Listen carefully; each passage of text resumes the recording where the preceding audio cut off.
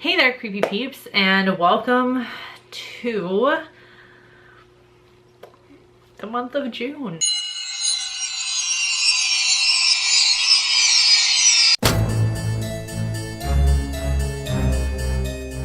I don't know if you guys saw my last Weird Wednesday video.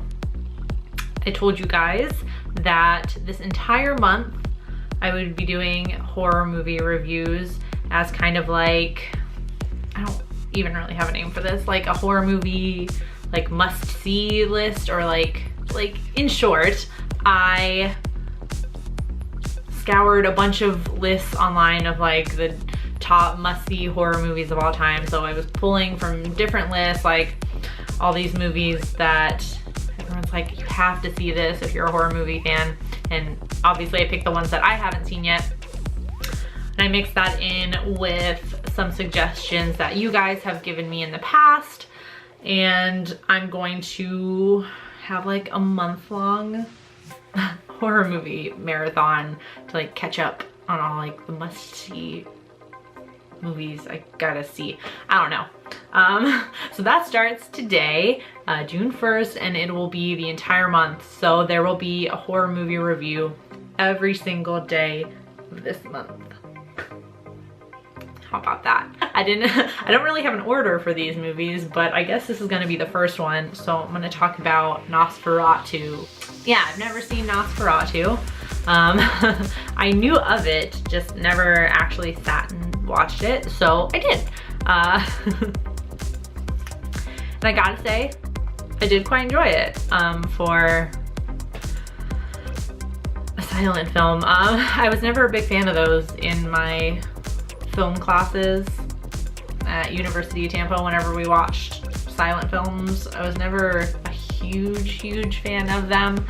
They're very easy to fall asleep in, let me tell you that. But Nosferatu is basically the very first film adaptation of Dracula, but it was an unofficial film adaptation of Dracula. The director, F.W. Murnau, had no permission to use Bram Stoker's story for this, even though it wasn't called Dracula.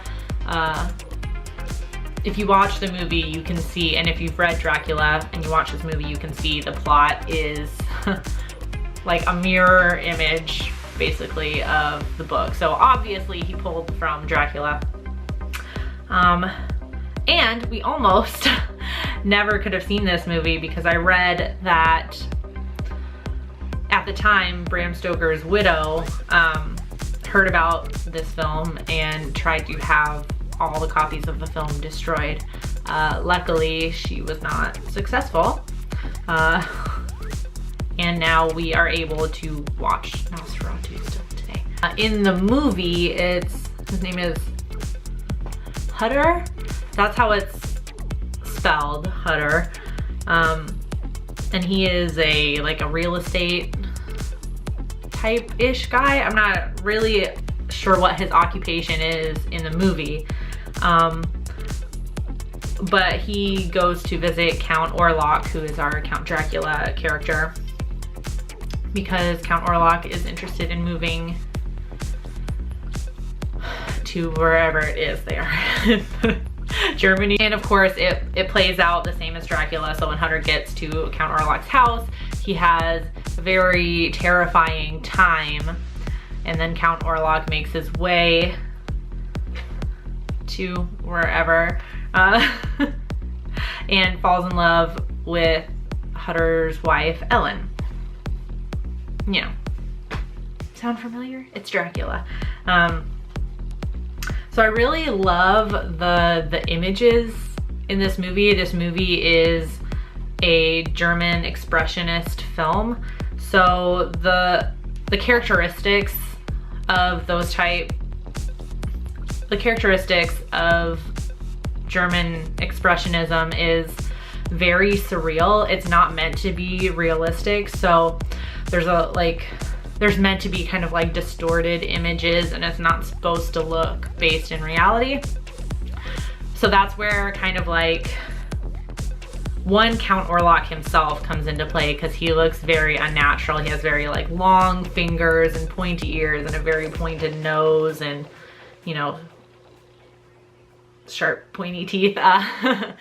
But so I really like the scenes, which kind of has become an iconic scene when his shadow is being cast on the wall, and it's even more distorted. Like in the shadow, his fingers look even longer and he looks even taller and more imposing, and very cool. I really liked the images of that, and I really like the images as well of Orlok in doorways. Like he appears a lot in very like kind of tall pointed doorways, and it almost looks like a coffin around him. Like he kind of perfectly fits in the doorway, and you have this tall kind of imposing character, and he's in this long tall pointed doorway, like perfectly centered.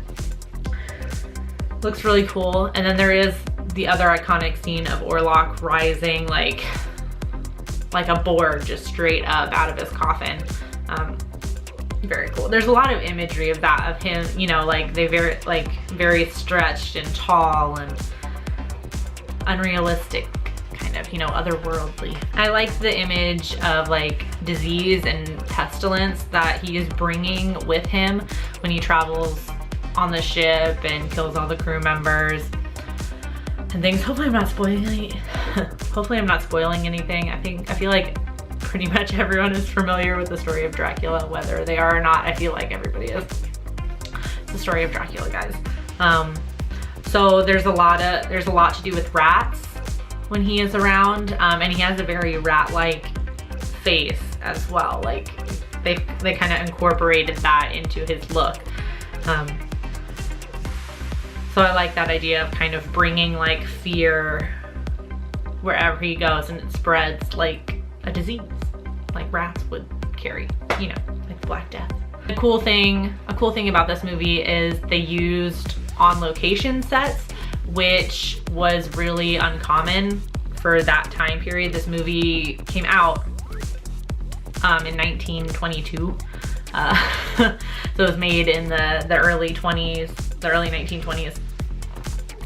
So it differed a lot from the painted sets of that era, and I don't know, maybe in the next video I'll review, like in the Cabinet of Dr. Caligari, which is all painted sets. Nosferatu used on location sets, which was very different from that time. But yeah, so I really surprisingly enjoyed that movie. I have an interesting I always have an interesting time watching really old movies, because since they're really old, there's been a lot of time for people to watch them, and you know, for the time that it came out and it was viewed, it was revolutionary and new and fresh, and you know, was such a huge influence to so many people. And it is this director in this movie is such a huge influence on directors that we know today. So you kind of go in, or at least I kind of go in watching these movies with like some sort of like preconceived notion of greatness before I even like really start the movie. So it's always interesting for me to watch those movies as opposed to going into a movie knowing nothing. So I try to go in unbiased and not assuming that this movie is going to be great. I try to just watch it for what it is, but it's a different experience. It's a different experience. I could make a whole video on that. But yeah, so I really like this movie. I was really surprised by it. I really like the imagery of it, and I can kind of see some influence that it's definitely had on some directors. I'm definitely going to talk about this in something. I'll talk about it in the next video. I don't know where I'm going with this, but I can definitely see some of the influence that this movie has had on other directors that we know today, or that we watched movies from today. I can't talk today. So let me know what you think about Nosferatu in the comment section down below. It's so weird just to say that because it's such an old film. So if you've seen it, let me know what you think about it in the comment section down below. And feel free to subscribe to the channel if you'd like to see more of my face and hear more of my voice. And thank you if you were subscribed already. And until next time, stay strange. For the entire month, mini disclaimer, don't judge me too hard on if you see a movie pop up and you're like, oh my god, Vicky, how could you not have seen that? Seriously?